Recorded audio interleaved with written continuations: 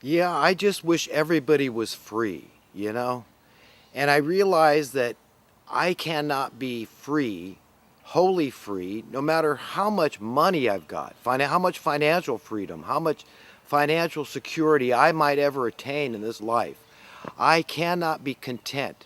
I cannot be happy while my brothers and sisters, anywhere on the face of this earth, not just in America, but anywhere, are subjugated. And when they're enslaved through these money masters, okay, these cruel money masters, I cannot be happy. And when it comes to understanding how we're enslaved, how we're born beholden, it's so important to understand this whole thing is chicanery. It's a game. It's a rigged game. It's a game I don't want to play.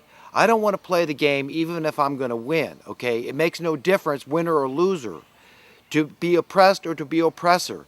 I don't want to be either. I want to be free. I want you to be free. I'm willing that all of us live together in peace and harmony on the face of this earth and full prosperity. And I would hope that you would want that same thing for me. And it's as easy to understand what I want as to understand what you want. Not that we're not individuals and we have individual wants, but basically, if you would like prosperity, if you would like a nice house to live in that nobody can take from you, you don't have to pay taxes on, and you don't have to pay a mortgage on. If you would like a nice automobile and you don't have to pay any cost for registering it, you don't have to pay for insurance, you don't have to pay for anything, gasoline, nothing. Okay? That is what I want. I want the same things you want, and that is freedom. And that's freedom from what? Freedom from this monetary based reality that has been foisted upon us, inflicted upon humanity. And it's an insidious thing because I'm the guy that comes across as lacking common sense, as not being pragmatic and practical, when in reality, being an idealist is the most practical form of understanding. It's just understanding that we can do this, but we've been so trained and inculcated, indoctrinated into believing we can't do it that we're stuck in it. So few people understand the money connection to all the problems in this world and how Jesus compared money to a competing God. He said you can't serve two masters. We've got to be very clear which side of this equation we are on. There's no in between. There's no saying a little bit of evil is acceptable, okay? That's why I'm an equalitarian. I'm an egalitarian. Because if you say a little bit of inequality is acceptable, it's the same thing. A little bit of hypocrisy is acceptable? No, because who are you? See, you're stepping outside the bounds of the heart and mind and spirit of God when you do that. And you're saying, now I'm the decider. So it's all your fault now that we have inequality. You understand? You have to take all that burden upon yourself. It's like Jesus said, if you follow all the laws of commandments of God in the Bible, but you stumble in one area, you become complicit and guilty of breaking all those commandments. And so it's very important to understand what I'm trying to get across or what I'm trying to impart and convey here. So if you believe that, a little bit of bad is okay, then you become the decider. You're the judge. You're saying, well, we should tolerate a little bit of this, but, a lot is bad. No, you can't. You can't have a little bit of hypocrisy is not okay. So in order to be free, we've got to understand that it involves universal freedom. It involves full freedom. It involves not some humanity, not advantaged, special, privileged humanity, but it involves all humanity as understanding this is a right. This is an entitlement. It's not a man-given, man-made entitlement. This is a divine entitlement. It's your right to live free on the face of the earth that God has given you. To understand all the accumulated wealth of the ages belongs to all of us. All the infrastructure, everything on the face of the earth, all the technology, all this information belongs to everybody. So these are things that, the people, of course, running our lives don't want you to seize upon, don't want you to understand that it's logical to be an idealist, They don't want you to think that humanity can ever get along with each other. They want you to believe that no, there's just too much greed and avarice in the heart of man, and that he can never share and be free. He just can't. So we need Big Brother. That's, one of the pretexts they use to step in the Gulf and say, no, we're going to decide the rules and regulations, arbitrary and capricious as they may be, lacking where we choose to have rules that benefit us, and disadvantage the masses, the public at large. We decide that. And we want to just manipulate things the way we want to manipulate them and just go about our merry way for generations to come. These people are insane. They're out of control. They are delusional. Yes, they're genius in their own right, evil genius. We got the mad scientists involved in all this weather modification, the programs out there, where, it affects me deeply psychologically, folks. When I see these idiots spraying the sky, and I think, my God, I have to breathe this substance. I don't know what I'm breathing. There's no discussion about it, no debate, in the mainstream media about this. But I'm told that this is going to be crammed down my lungs. I've got to breathe this. So if I want to survive, I know I've got to breathe. So I've got to breathe what they're spraying. Not to mention the fact that it's ugly and it messes up a beautiful sky. And I don't want to see it. I don't want, so it affects my mind. It affects my mood.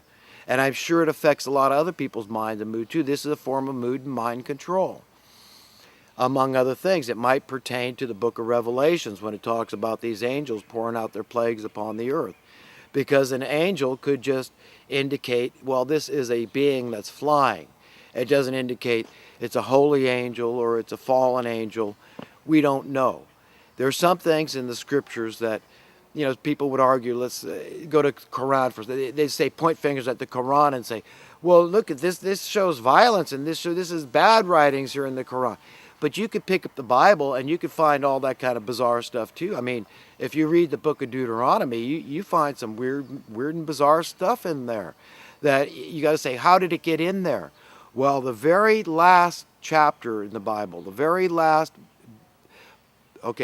chapter in the book of Revelation, chapter 22, spells this out. And it warns that anybody that alters, that changes what is written here, deletes, removes anything that's written, then God's going to, nail them with these plagues. They're going to be guilty of everything. All the blood of the saints, everything's going to fall on these people that have lied and that have tried to lead humanity astray. Well, who's to say it's not the same thing with the Quran? You understand that anybody that's devout, that is pious, that is seeking truth, they're seeking to be upright and among the righteous, and they gravitate toward these religions only because they are good people. They want to be good people, and somebody came in and threw, a fly in the ointment, so to speak. And so, it messes up the perception of all of us. So these people at the top, they use every method they can to keep us divided and at each other's throats. And they're using this religion now as, ISIS, though, we all know. Even the Muslim people know that these are monsters. So the vast majority of Muslims understand that. And yet these are the people that the United States, certain people, not everybody, remember we got white hats and black hats in the government, but certain black hats in there are supporting the ISIS effort in trying to overthrow Bashar al-Assad, the president of Syria. And, we get some people like Joel Skousen that thinks, oh, well, they're going to take Iran out and all this, and they mess up Syria. And he thinks it's not going to lead to World War III. He thinks that Russia is going to sit idly by. Well, I don't believe that stuff. Okay, I believe Russia will get involved. But I know I digress. And, the thing is that you got to understand how we're divided and who's doing it, how we're being manipulated, and how, this decadence has befallen humanity. How, what do we expect when we've got criminals at the very top, these degenerate criminals at the very top? A lot of these people are pedophiles and just perverts of every type out there. Okay, God knows what is wrong with these people, but they're sick. They really are perverted. And the money is the main perversion, though they may not think so. That, the idea that they're pedophiles, that actually takes second place to their hearts being wrong with God, that they're worshiping a false god, this money, that this is what they're whoring themselves out to, these politicians. This is the problem we've got, is that the money printing class is firmly in control. And until we get control of the money printing presses, this thing can't change. We, the people, have to seize it, nationalize it, internationalize it, whatever it may take to get off it as a means to an end, to be away from this false god completely, because that day is coming. That is when God's will is perfectly installed on the face of the earth, and money and all the money masters and minions thereof are rendered irrelevant. This is what's coming. And if they love so much money so much that they refuse to repent and be saved, well, then so be it. But God's going to put them in a place, that place called hell, where it's a lot more painful, with the weeping and the gnashing of teeth, the misery, okay, that they're going to feel when they're all alone. Just imagine, all these people are stuck without anybody to oppress. Nobody else's lives to make miserable, just themselves and their own perverted children to molest. Okay, that's it. That's all they're going to have. So you think, how long are these people going to survive? What's it going to be like down there? They're just a mass murder. It's going to be just a killing frenzy, because these people are freaks. They're demonic. And anybody that doesn't understand that the love of money being the root of all the evil does not understand the big picture. To understand just how profoundly different our reality is going to be someday is critical. To understand how important it is that people don't understand the big picture.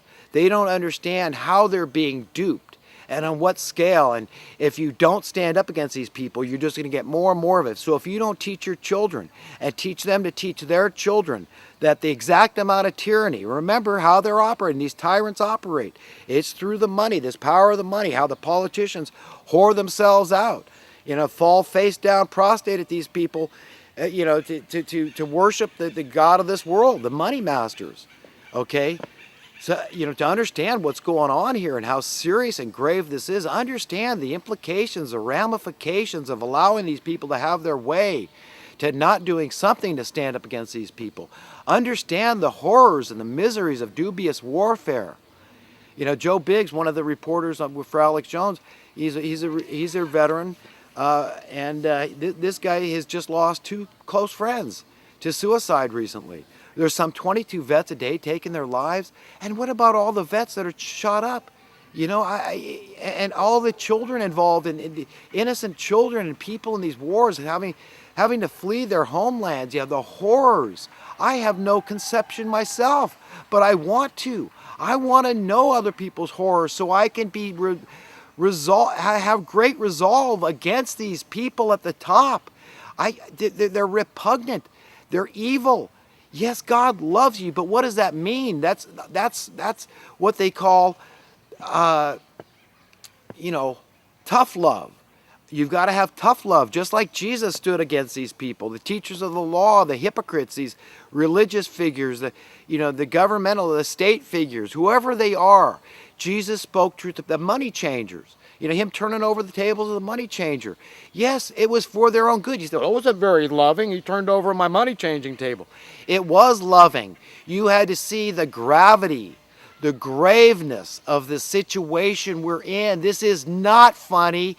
It's never been funny. And that cup God is filling with the fury of his righteous indignation, you do not want to be on the wrong side, okay? You do not want to be on the wrong side of this thing, because it's all coming to a head. It's all just working up, and it's all coming to a head. And there's nothing that you evildoers can stop. Nothing.